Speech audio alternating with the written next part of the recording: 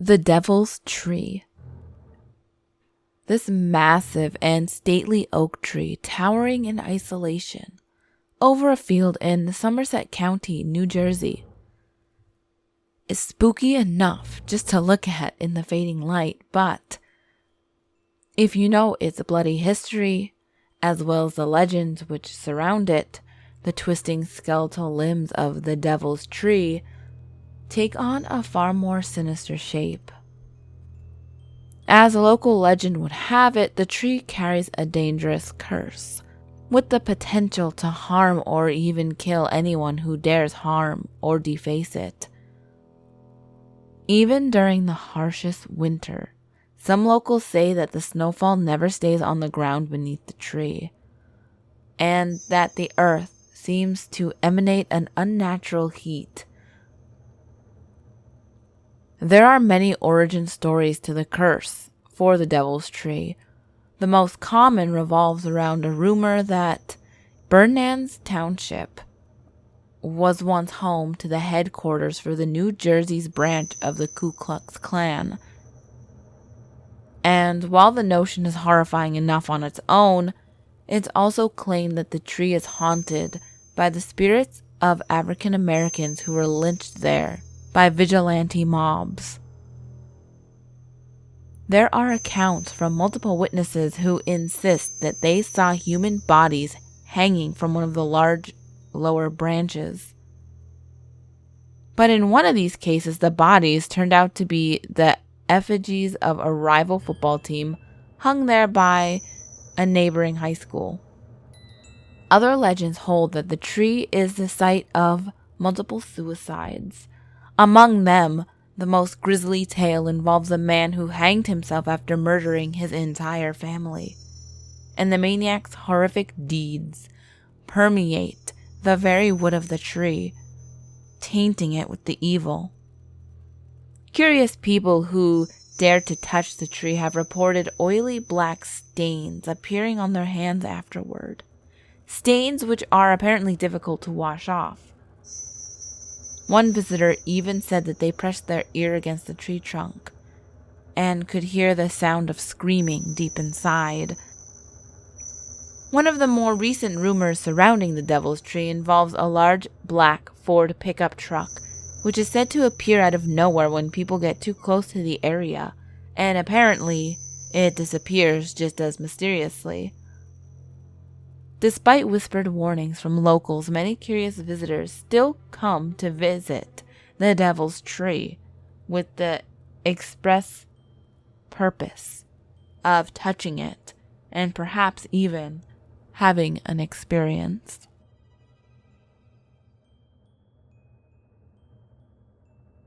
Shades of Death Road. Many legends are associated with Shades of Death Road. The winding two-lane terror is located smack in the middle of Warren County, New Jersey, and runs for 7 miles alongside the eerie tree line of Jenny Jump State Forest. While the route is definitely a bit spookier, it didn't come to be known as the Shades of Death for its looks. Back in the early 1900s, Shades of Death was ground zero for a spate of brutal murders. One man was beaten to death with a tire iron for a handful of gold coins. In another incident, a jilted woman messily beheaded her husband, burying each part of his severed body on opposite sides of the road. In the third confirmed murder, a local man by the name of Bill Cummins was gunned down in cold blood, his body buried in a roadside mud pile. His killer was never found. Skeptics will tell you that the road received its spooky name thanks to a local malaria outbreak that occurred long ago, but locals know better.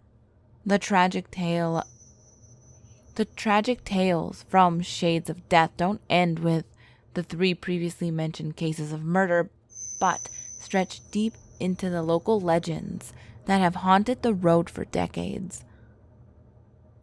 It's said that the low-hanging branches of the Jenny Jump Forest were often used for late-night lynchings. And a few strange, barren portions of the nearby land have long been rumored to host human sacrifices and black magic ceremonies by mysterious hooded figures. New Jersey's knack for names has also extended to a particular pass-on Shades of Death road known as Haunted Hollow, where travelers have reported seeing ghostly figures wandering the lonely stretch of road at night, only to vanish when approached.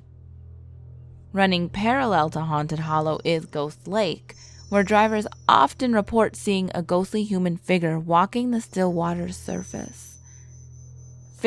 Believed to be spirits of Native Americans slain by the early settlers and unceremoniously dumped into the lake.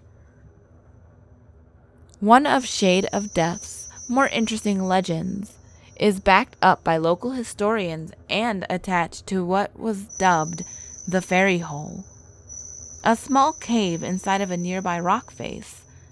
After archaeologists surveyed the area in 1918, they stumbled across the cave and discovered pottery shards, arrowheads, and flint, evidence that the Fairy Hole once held significance to the local tribe.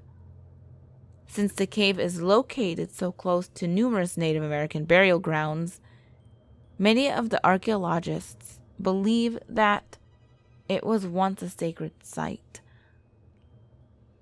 Today, it's not uncommon for a brave cave explorer to report hearing whispering in the cave, murmurs that appear to be in the natives' language. Despite its legendary status among ghost hunters, there have only been a few attempts at an actual investigation along Shades of Death Road. One of the most publicized investigations was conducted by Jack Osborne as part of the aptly named reality show Haunted Highway.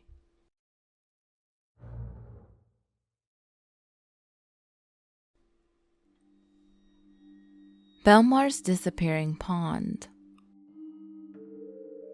According to Native American legend, a large pond once sat at the junction of 18th Avenue and Allaire Road.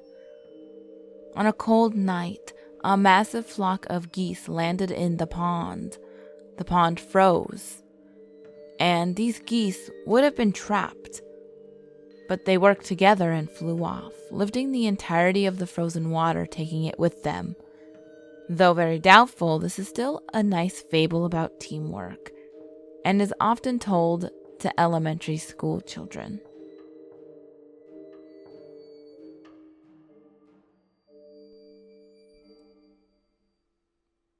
The Ghost Train.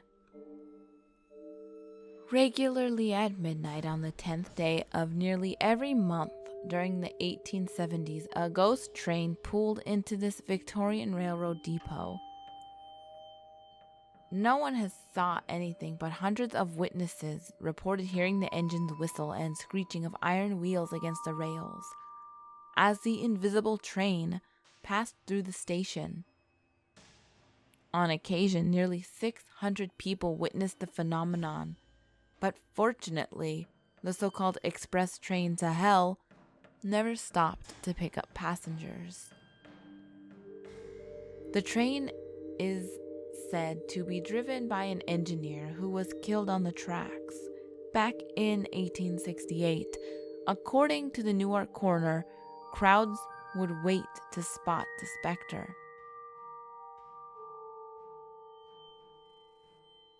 Jersey Devil. The legend goes something like this. A young girl from New Jersey was either cursed by a gypsy or cursed as a traitor by the townspeople after she fell in love with a British soldier. This girl, as a resident of the Pine Barrens, New Jersey, became known as Mother Leeds and is said to have had 12 children. Upon discovering that she was pregnant with a 13th child, she cursed it in frustration. crying that the child would be the devil, or more specifically, let it be the devil. In 1735, on a dark, stormy night, Mother Leeds gave birth to the child. In some versions of this story, Mother Leeds is a witch, and the father of the child is the devil himself. After being born, the child quickly changes into the creature known as the Jersey Devil. He killed the midwife that had helped birth it, and then fled or unfolded its wings and flew away into the night. Mother Leeds has subsequently been identified as Deborah Leeds, on the grounds that the husband of this woman, Josephat Leeds, named 12 children in his will in 1736. The two lived in Leeds Point section of Atlantic County, New Jersey, which is commonly the location for the origin of the legend. In some versions, there is a subsequent attempt and failure by local clergymen to exorcise the beast from the land. Another explanation of the origin for the Jersey Devil explains that prior to the early 1900s, the Jersey Devil was referred to as the Leeds Devil or Devil of Leeds, either in connection to that family or origin location. According to historians, the folk legend of the Jersey Devil is a combination of various other popular legends prior to the 1900s. This includes a colonial-era political intrigue involving New Jersey politician Benjamin Franklin and his rival, Daniel Leeds. This rivalry led to the Leeds family being portrayed as political and religious monsters, and supposedly it was Daniel Leeds being portrayed as the Leeds Devil that sparked the popular legend that spawned into the creature. But during the week of January 16th through the 23rd of 1909, newspapers published hundreds of claims of encounters with the Jersey Devil all over the state of New Jersey. There were claims of attacks on a trolley car and a social club. Police in Camden and Bristol, Pennsylvania, supposedly fired on the creature with no effect. Others saw footprints in the snow that resembled that of a beast. Sightings were reported as far away as Delaware and Maryland. Due to the influx of reported sightings and attacks, panic spread throughout the state and surrounding areas. Schools were prompted to close and workers were encouraged to stay home. Groups of hunters, certain of their skill, patrolled the countryside. And it's even rumored that the Philadelphia Zoo posted a $10,000 reward for the creature. One group, calling themselves the Devil Hunters, considered themselves the official researchers of the New Jersey Devil. They devote their time to collecting reports, visiting sightings, and going on hunts in the Pine Barrens to try to prove that the creature does in fact exist.